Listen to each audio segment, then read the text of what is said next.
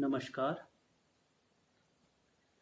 Curfew का पालन आपकी तरफ से बहुत अच्छे से किया जा रहा है और उम्मीद यही करते हैं कि अभी 3 तारीख तक आप इसी तरह से इसका पालन करते रहोगे।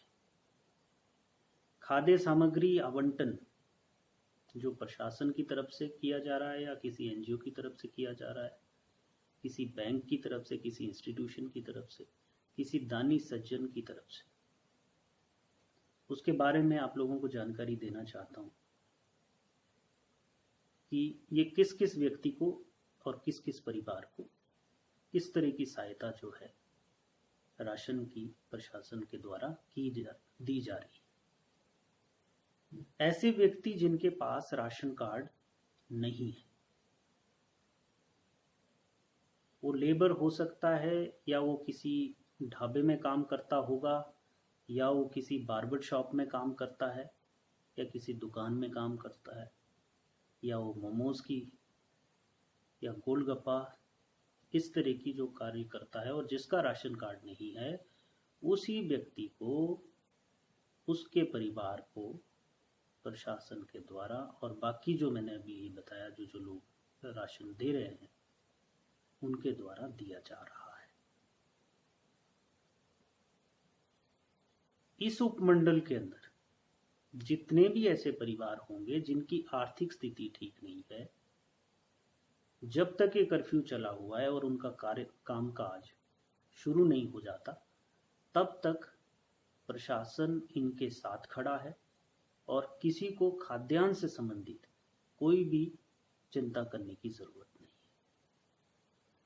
अब इसमें यह भी सवाल उठता है कि क्या सभी ऐसे लोगों को दिया जा रहा है राशन? तो इसके ऊपर भी मैं एक क्लियर कर देना चाहता हूं कि जो ठेकेदार के पास लेबर है या किसी प्राइवेट आदमी की बगीचे में लेबर है, उन लेबर का जो खाद्यान्न का खर्चा है जब तक कर्फ्यू लगा हुआ है, वो उसी ठेकेदार को और उसी बगीचे का जो मालिक है जिसने लेबर रखी हुई है उसको ही करना होगा। यदि ये ठेकेदार और ऐसे प्राइवेट व्यक्ति ऐसा नहीं करते हैं तो हमें उनके ऊपर उचित कार्रवाई भी करनी पड़ सकती है। तो मेरा निवेदन है आप लोगों से कि इस संकट की घड़ी में आपके पास जो लेबर काम करती है उनको आप खाद्यान्न की जो सामग्री है वो फ्री में दें। अब इसके साथ साथ कुछ लोग, मैं ये भी बताना चाहता हूं कि कुछ ठेकेदार अपनी लेबर को या कुछ प्राइवेट व्यक्ति अपनी लेबर से प्रशासन के अधिकारियों को फोन कराते हैं कि उनके पास राशन नहीं है और उनको भी दिया जाए, लेकिन बाद में जब हमारी कमेटी उसकी इंक्वायरी करती है तो ये पाया जाता है कि वो उक्त ठेकेदार का या उस प्राइवेट आदमी की लेबर है। दोस्तों, इस संकट की घड़ी में सभी लोगों का साथ होना जरूरी है ताकि जो ये कोरोना वायरस है इससे भी हम लड़ पाएं। और प्रशासन के पास अगर पैसा है तो या तो दानी सज्जन ने दिया है या वो सरकार का पैसा। तो सरकार का पैसा अगर हेल्थ केयर में लगेगा, सरकार का पैसा हॉस्पिटल की सुविधाओं को ठीक करने में लगेगा तो ज्यादा अच्छा लगेगा। तो सभी लोगों का ये फर्ज बनता है कि जो पात्र लोग हैं उन्हीं को खाद्यान्न सामग्री जाए। दूसरी बात कि कुछ लोग जो राशन कार्ड होल्डर्स हैं, जिनके राशन कार्ड बने हुए हैं, उन लोगों को भी ये लगता है कि गरीब तो हम भी हैं, हमें भी मिलना चाहिए, यानी उन्हें भी मिलना चाहिए राशन। तो उनको मैं ये बता देना चाहता हूं कि नेशनल फूड सिक्योरिटी एक्ट के अंतर्गत जो राशन कार्ड धारक आते हैं उनके लिए प्रधानमंत्री गरीब कल्याण योजना है, जो कि कोविड-19 को ध्यान में रखते हुए गवर्नमेंट ने बनाई। इसमें अप्रैल, मई और जून में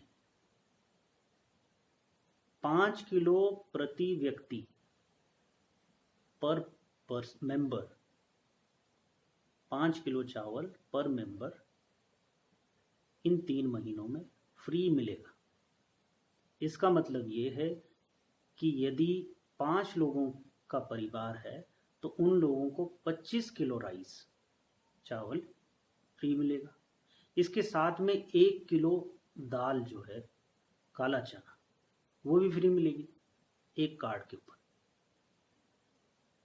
और इसके साथ साथ जो गृहिणी योजना है और उज्ज्वला योजना के अंतर्गत परिवार आते हैं उनको मार्च अप्रैल मई में रिफिल मिलेगा गृहिणी योजना में फ्री में, और उज्ज्वला योजना में बेनिफिशियरी के अकाउंट में इसमें पैसा जाता है तो फ्री रिफिल है मार्च 2021 तक। तो दोस्तों सरकार गंभीर है इस मामले में कि कोई भी व्यक्ति इस संकट की घड़ी में खाद्यान्न की प्रॉब्लम फेस नहीं करेगा। तो ये जो हमारे नेशनल फूड सिक्योरिटी एक्ट के अंतर्गत आनी सब डिवीज़न की अगर मैं बात करता हूँ तो यहाँ पर 30,000 के आसपास हमारे राशन कार्ड होल्डर्स हैं धारक, और इनमें से 18,000 के आसपास रफ आइडिया है इसमें नेशनल फूड सिक्योरिटी एक्ट के अंतर्गत कवर होंगे। इसके साथ साथ एक और जानकारी मैं ये देना चाहता हूँ कि माइग्रेटरी लेबर्स हैं उनकी हेल्प हम भी कर रहे हैं, लेकिन उनमें से भी अगर वो चाहें तो जो पंचायत के प्रतिनिधि या पंचायत के सेक्रेटरी प्रधान, उनसे मैं ये रिक्वेस्ट करना चाहूँगा कि वो अपने स्तर पर एक इनकी वेरिफिकेशन कर ले और इनकी जो लिस्ट है वो फूड इंस्पेक्टर को दी जाए, ताकि इनको सरकार की डायरेक्शन के अनुसार, ये कोविड-19 को ध्यान में रखते हुए ऐसी गवर्नमेंट की तरफ से डायरेक्शन है कि जो एपीएल कार्ड होल्डर हैं उनके हिसाब से जो जिस रेट्स में उनको मिलता है राशन, इनको भी उसी रेट पे मिलेगा। तो ये तो हो गई खाद्यान्न की बातें जी। अब एक और गुजारिश निवेदन मैं कर रहा हूँ पंचायत के प्रधान को, सेक्रेटरीज को, जितने भी वार्ड मेंबर है, जितना भी युवक मंडल है, महिला मंडल है, सभी जो लोग किसी पंचायत के अंतर्गत आते हैं, जो भी व्यक्ति बाहर से इस उपमंडल के अंदर आ रहा है इन दिनों या कुछ दिनों पहले से आया है, उसकी इंफॉर्मेशन प्रशासन को दें, बीएमओ साहब को दें, पुलिस को दें, ताकि उसका होम क्वारंटाइन इंश्योर किया जाए। दोस्तों इस घड़ी में चुप नहीं रहना है, कोई नाराज हो जाए तो हो जाए, लेकिन उसकी इंफॉर्मेशन जरूर देनी है। और इंफॉर्मेशन के बाद भी और उसको समझाने के बाद भी अगर वो व्यक्ति होम क्वारंटाइन का रूल फॉलो नहीं करता है तो उसकी भी हमें बताएं, ताकि हम उसका होम क्वारंटाइन ना करके इंस्टीट्यूशनल होम क्वारंटाइन कराएं।